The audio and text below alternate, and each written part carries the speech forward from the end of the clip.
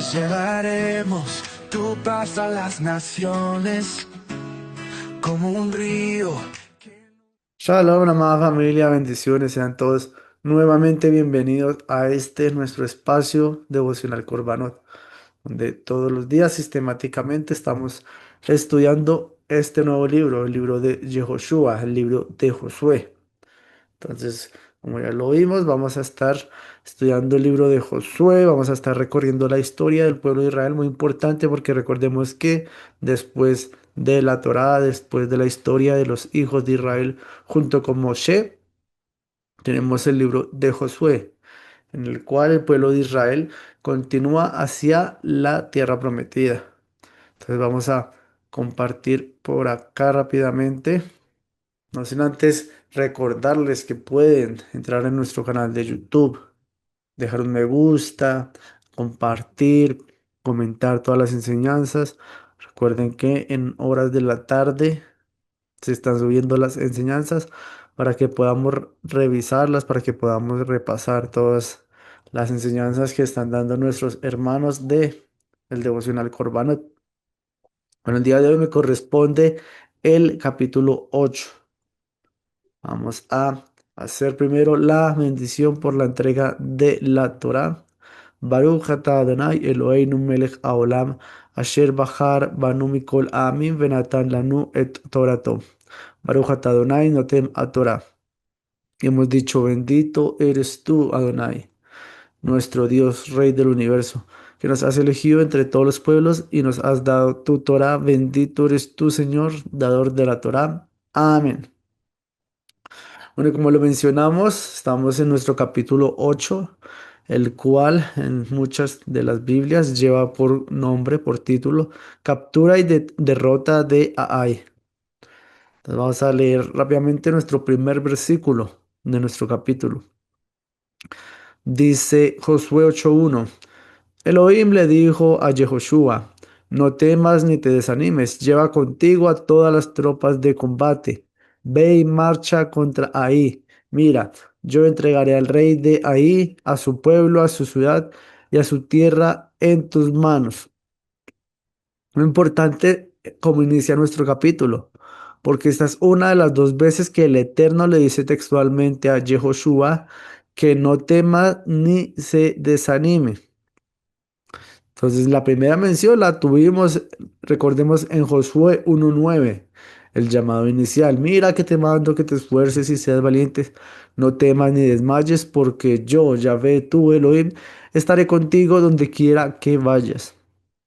Y nuevamente en este capítulo, el Eterno hace este llamado a Yehoshua. Entonces, vamos a ver por qué. Por qué el Eterno nuevamente está animando a Yehoshua.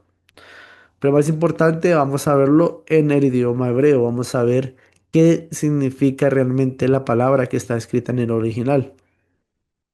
Entonces tenemos nuestro versículo en la parte superior hebreo, en el medio otra alteración, en la parte inferior tenemos el español. Dice nuestro versículo, Vayomer Adonai el Yehoshua, al tirat beal tejat. Entonces ahí la palabra que aparece en el hebreo es la palabra tejat, la cual han traducido como desanimar, pero pues vamos a definirla en su idioma original. Entonces el significado literal de tejat viene de de la raíz palabra hatat, de la palabra con la raíz hatat. Entonces, que significa literalmente romperse, quebrarse o hacerse pedazos o desmoronarse. Entonces, cuando se aplica a una persona, significa quedar completamente aterrado, desprovisto de valor, demolido por el pavor o colapsado por el miedo. Entonces, por eso cuando el Eterno le dice a Yehoshua, no te desanimes al Tejad, literalmente le está diciendo desde una manera de pensar hebrea, desde una manera de pensar de las escrituras dentro del contexto del idioma. No permitas que tu diseño interior se rompa o se haga pedazos ante la presión. Entonces, el Eterno le estaba reafirmando que debería tener una estabilidad estructural tanto internamente como externamente. ¿Pero por qué es esto? Bueno, primero vamos a ver la primera mención que tenemos de las escrituras acerca de la palabra tejad. La tenemos en Génesis 35:5. Dice, cuando emprendieron el camino, un terror divino se apoderó de las ciudades de los alrededores, de modo que no persiguieron a los hijos de Jacob. En hebreo, nuestro versículo dice, Vayasud, Vaihi, Hitat. Entonces, como vemos, es la misma raíz, la misma palabra, Hitat. Eso es importante notar que en su primera mención de la palabra Hatat, el pánico no cayó sobre el pueblo de Israel, sino cayó sobre todos los pueblos enemigos que estaban alrededor de los hijos de Jacob. Entonces, el terror del Eterno, el terror de Elohim hizo que esos ejércitos se desmoronaran psicológicamente y no se atrevieran a levantarse en contra de los hijos de Jacob. Ese terror los paralizó para que no fueran a enfrentarse a los hijos de Jacob. Pero ya casi un siglo y medio después, tras el fracaso en la ciudad de Ai, el pavor había empezado a extenderse, pero por los hijos de Israel. En este caso, ese pavor cambió de bando. El corazón de Israel se veía derrotado, se veía con el autoestima baja. Entonces, ¿pero por qué? Porque recordemos que venían de una victoria milagrosa ante la ciudad de Jericó, pero posteriormente se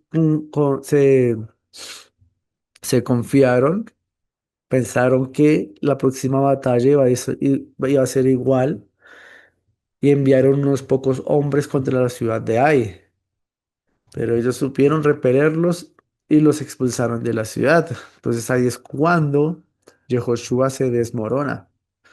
Cuando él pierde toda valentía, piensa que el Eterno lo está respaldando. Es muy importante. ¿Qué significa la palabra ay? Entonces, tiene que ver con torcer, arruinar o hacer caer. Entonces, significa literalmente la ruina, el montón de escombros, montículo de ruinas. Eso es lo que significa el nombre de esta ciudad. Entonces, eso es sumamente importante para entender la narrativa en nuestro capítulo. Entonces, un nombre descriptivo. Entonces, recordemos que ellos están adentrándose en el antiguo Canaán. Entonces, era muy importante y era muy común que esas poblaciones siempre recibían nombres basados en su geografía, en su estado físico. Entonces, las ciudades recibían su nombre de lo que se percibía a primera vista. Entonces, cuando entran a Ai, la que significa literalmente el montón de escombros, la ruina, montículos de ruina. Entonces sugiere que la ciudad había sido levantada sobre los restos de un asentamiento mucho más antiguo, entonces que había sido destruido previamente y habían empezado a construir la ciudad sobre esas ruinas. Pero eso era lo que se estaba viendo en ese momento.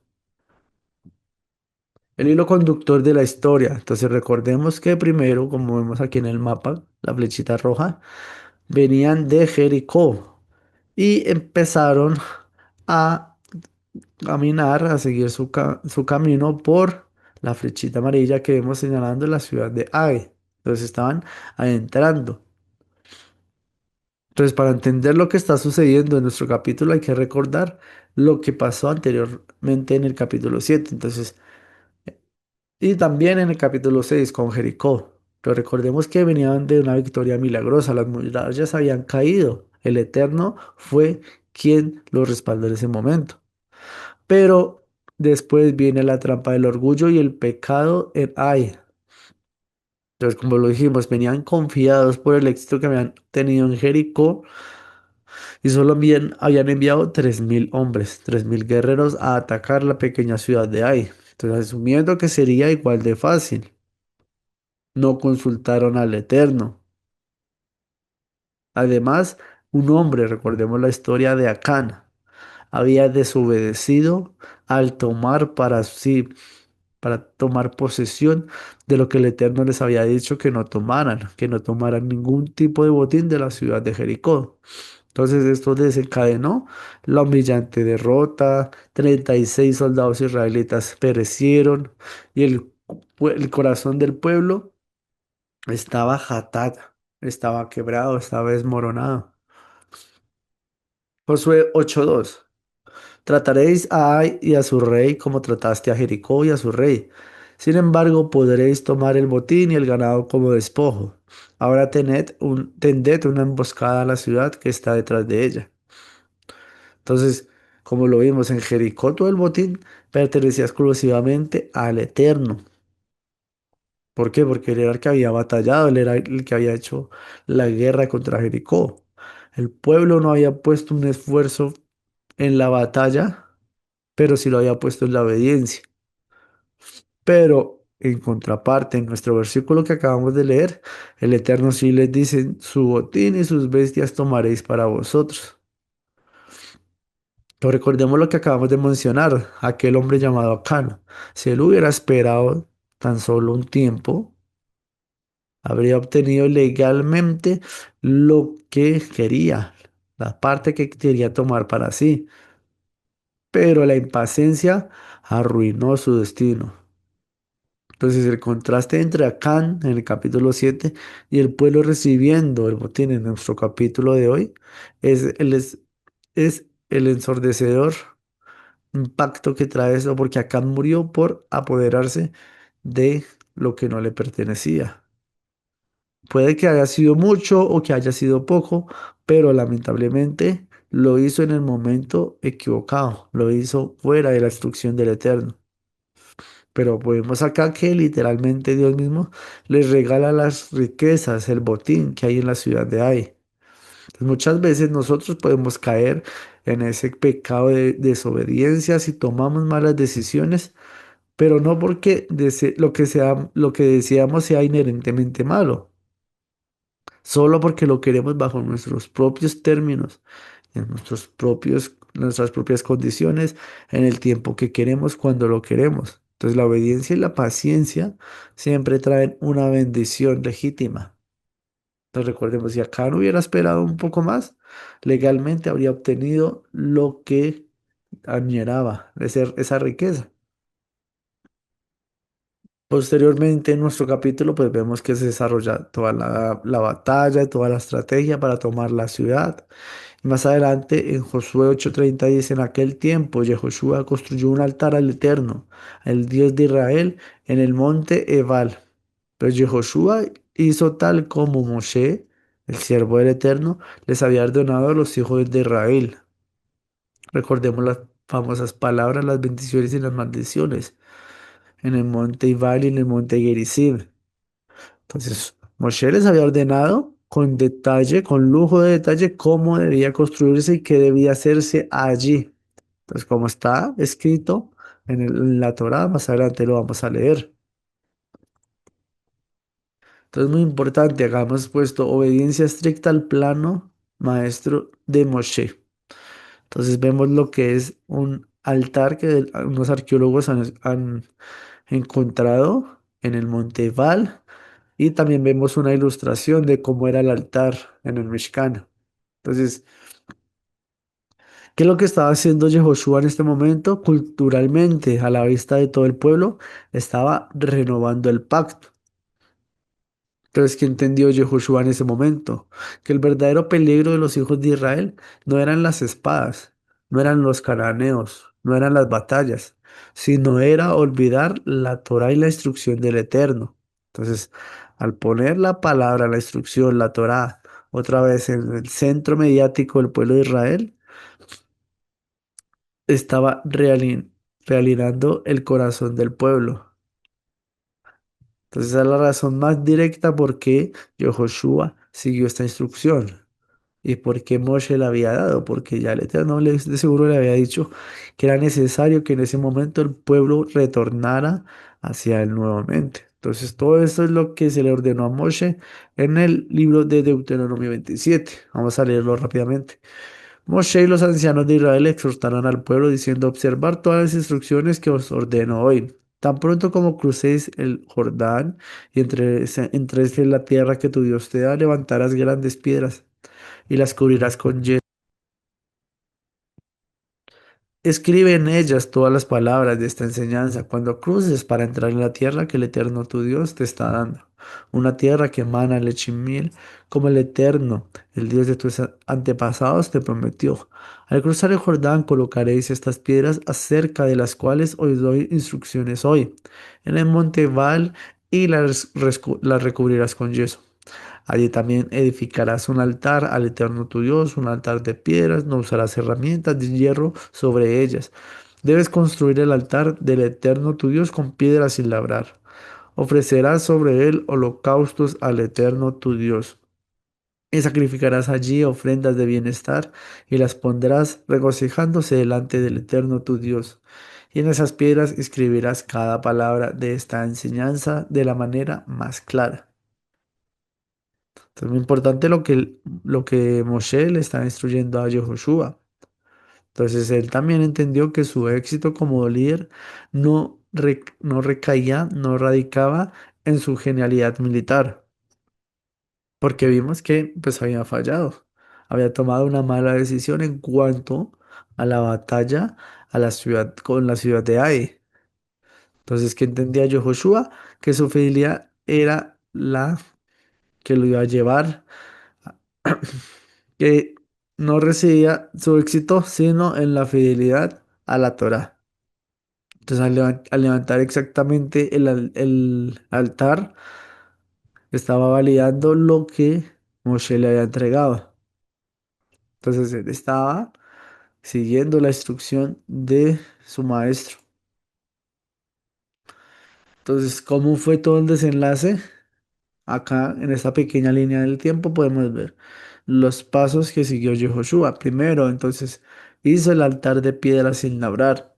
Después presentó los korbanot. Posterior a esto, las piedras monumentales y la copia escrita. Después, la disposición del pueblo para escuchar la Torá.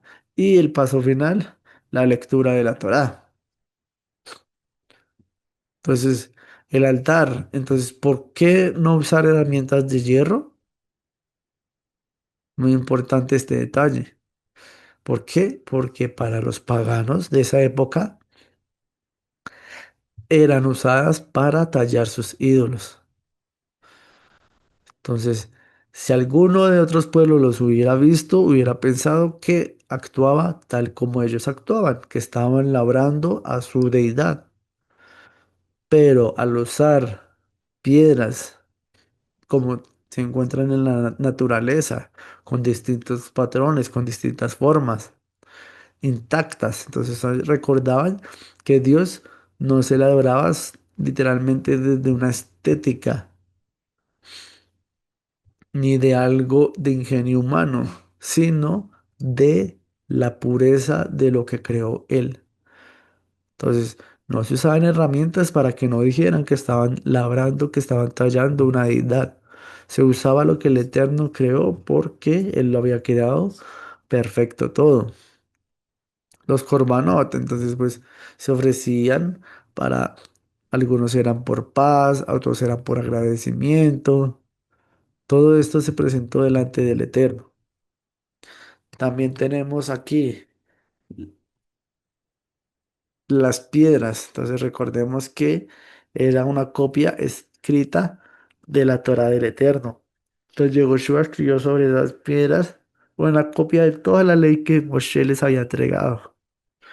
Entonces estaba renovando el pacto, les estaba recordando las instrucciones que habían recibido de parte de Moshe. Después la disposición del pueblo, entonces el pueblo nuevamente se dividió exactamente a la mitad como había sido en los tiempos de Moshe.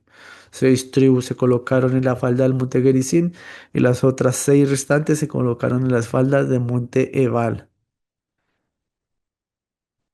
Y la lectura de la Torá. Entonces Josué leyó cada una de las palabras de la ley y tanto las bendiciones como las maldiciones. Él no omitió nada ni añadió nada. Literalmente pasó toda la Torá que Moshe les había dado.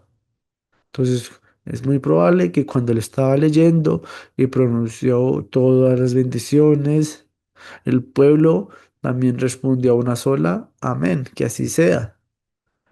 Pero también cuando leyó las maldiciones, el pueblo también dijo que así sea, porque sabemos recibir tanto lo bueno como lo malo del Eterno. Pero eso no significa que Él lo haga porque no nos quiere. Él estableció consecuencias. Entonces, si hacemos lo que le agrada a Él, pues obtendremos unas muy buenas consecuencias. Pero si lo desobedecemos deliberadamente, ¿qué vamos a tener? Pues malas consecuencias. Y continuamos aquí con nuestro versículo. La victoria sin alineación es sumamente peligrosa. ¿Por qué? Porque en Josué 8:35 dice, no hubo ni una sola palabra de todo lo que Moisés había ordenado que Josué no leyera en presencia de toda la congregación de Israel, incluyendo a las mujeres, los niños y los extranjeros que los acompañaban. Entonces es muy importante lo que podemos extraer, qué principios podemos extraer del acontecimiento de Josué en este momento. Primero, la urgencia de pausar para recordar quiénes somos. Entonces, militarmente él estaba en un momento muy crítico porque venían de la batalla con Jericó, después la primera derrota contra la ciudad de Ai, posteriormente la tomaron. Él decide hacer un alto, no decide continuar efusivamente hacia las demás ciudades, sino que él dice, vamos a detenernos un momento. Vamos a ver qué es lo que el Eterno nos está demandando, que tenemos que tener en mente la Torá. ¿Y por qué la Torá? Porque Él está haciendo una Torá que es para todos, accesible para todos. Entonces aquí recalca algo muy importante. Lo leyó ante los, no lo leyó solo ante los ancianos o ante los líderes. La leyó para las mujeres, los niños, incluso los extranjeros que residían en medio de ellos, para que todo el mundo conociera la Torah del Eterno. Entonces, ya para terminar, el verdadero éxito no consiste en evitar el fracaso a toda costa, sino saber dónde debemos regresar cuando nos hemos quebrado. Porque hay ciertas circunstancias que se nos pueden presentar, pero lo más importante es cómo nosotros reaccionamos a ellas. O sea, si sabemos hacer una pausa como la hizo Yehoshua con el pueblo, retomar la Torá, volverla a leer todo lo que el Eterno le había entregado a Moshe, entonces podemos nuevamente confiar en el Eterno, porque puede que hayan detalles que se nos hayan pasado, pero si tenemos la costumbre de estudiar las Escrituras, podemos nuevamente confiar en las promesas, ver la mano del Eterno a través de todo eso. También el altar en un lugar correcto. Porque al final la gran victoria militar no se selló con un monumento al orgullo de Yehoshua, con un monumento a los hijos de Israel, con algo que recordara su victoria, sino que lo que selló ese momento fue el altar y la copia de la Torá. Entonces allá es donde se exponía la fragilidad del pueblo. Allá se exponía ellos de qué debían depender.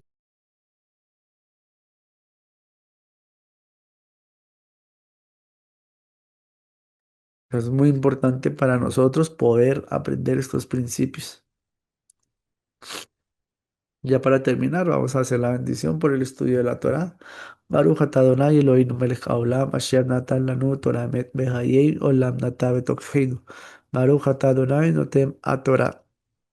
Hemos dicho, bendito eres tú, Adonai Elohim nuestro, Rey del universo, que nos has entregado una Torah de verdad y que implantaste la vida eterna dentro de nosotros. Bendito eres tú, Señor, dador de la Torah. Amén. Y bueno, muchas gracias a todos. Espero que este estudio haya sido bendición, de éxito, para que podamos seguir estudiando la instrucción de parte del Eterno. Ya podemos, nuevamente los invito a ir a nuestro canal de YouTube, repasar, ver todas las enseñanzas. También recordemos que tenemos nuestro libro anterior, No olvidemos también el libro de Proverbios. Estuvimos estudiando todos los proverbios, estuvimos repasándolos. Ahí están todas esas enseñanzas. Ahora que continuamos con nuestro libro de Yehoshua, también va a estar ahí para que puedan repasar, para que puedan compartirlo a alguien que esté sediento por la palabra del Eterno. ¿Va, familia? Eso es todo por el día de hoy. Shalom, shalom. Yeshua es Adonai, Él es nuestro Elohim, nuestro Adonai. Yeshua, Yeshua, Él es nuestro Adonai, nuestro Rey y Salvador. Yeshua es Adonai.